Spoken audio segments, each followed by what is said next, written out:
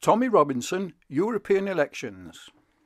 I was born in Oldham on the 16th of February 1949 at Boundary Park Hospital, which is next to the Oldham Athletic Football Club. I had a brother, Michael, who was born in 1946, just after the war. We lived at 26 Fleet Street, Oldham, and I was baptised as an infant in 1953 at Christ Church, Glodwick. Not that that made me a Christian, it didn't. My brother and I went to Clarksfield Infant School. My Aunt Edith used to take us to Alexandra Park for a treat on a Saturday to see the boats on the launch on the lake. And at the end of the day she would buy us real English chips made from real lard. My mother was born in Oldham, and so was her mother, who died when she was young. My granddad was born in Oldham, and he worked as a craftsman and was a trade unionist in the mills of Lancashire. My father was a Londoner, born in Islington, and was in the army. He was a Tommy soldier and fought in the war in Egypt. My mother was in the Royal Air Force and worked as a telegrapher, dispatching paratroopers and bringing the aircraft home after the bombing raids in Germany at Ringway Airport. They served our country to preserve our freedom, freedom of speech, freedom of religion. They were proud of our country, and Mum loved the royal family. I had many aunts and uncles, and they were all born in and around Oldham, and have all died and are buried in Oldham now. Here is a photograph of the grave, and I would really value anyone telling me where the cemetery is located, as I'm living in Fareham now and would like to revisit it. My granddad, grandma who died before I was born, my Aunt Alice, Auntie Frances and Uncle John and Aunt Edith are all buried there. Oldham is no longer the town I once knew. Many things have changed, and parts of Oldham have been repopulated by Muslims who are governed by Islamic law and practice unknown strange religious practices.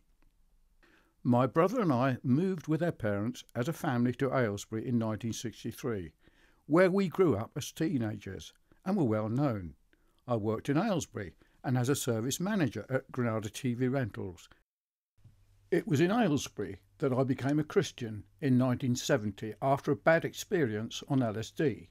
I went on to Wolverhampton Polytechnic and graduated with a Cert Ed awarded by Birmingham University in 1978, and I went on to teach electronics for over 20 years in colleges of further and higher education.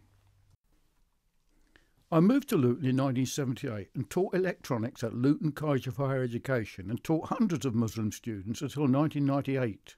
It was here I put myself out to learn their ways and visit their mosque in Bury Park. I visited their homes to learn the principles of Islam. Both Oldham, Aylesbury and Luton are no longer places where I once knew, lived, worked and raised my families. These towns have all experienced many serious problems due to the conflicts between Muslims and the rest of society. These are problems that require a political solution that our governments have been unable to resolve. This is why I recommend you elect Tommy Robinson as your European MP for the North West. He has identified the true essence of the problems causing these conflicts and realises the need for a political solution and not violence. As a result, and due to the current state of affairs in the world, I have published my findings in my book, The West and the Quran, in which I show that Islam, an ideology based on the Quran, is at odds with the Christian religion and poses a threat to world peace. A political solution is required to prevent the domination of Islam in the UK and abroad. Tommy Robinson is standing as a European MP for the North East of England. He is the man to vote for, as he stands for freedom of speech, freedom of religion and opposes uncontrolled immigration to the UK. We cannot afford to ignore the rise of Islamic terror in the UK. What's the solution? If Muslim people are in the wrong and they are committing crimes, no one's above the law. If the law of the land is Islamic, we respect the law of the land. What if it's not Islamic? If it's not Islamic, then the law of the land and those who make it can go to hell, quite honestly, because Allah said in the Quran, in chapter 33, verse 1, He said, O Prophet, fear Allah and do not obey the disbelievers and the hypocrites. Is David Cameron a Muslim or a disbeliever? Guys, I can't speak on camera. So you can't obey him. So he can go to hell, as well as all the other leaders.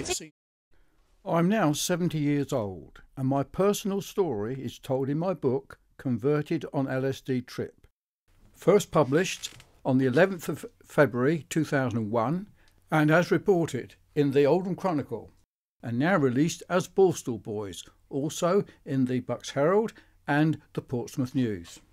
See the links listed below of this video for further references.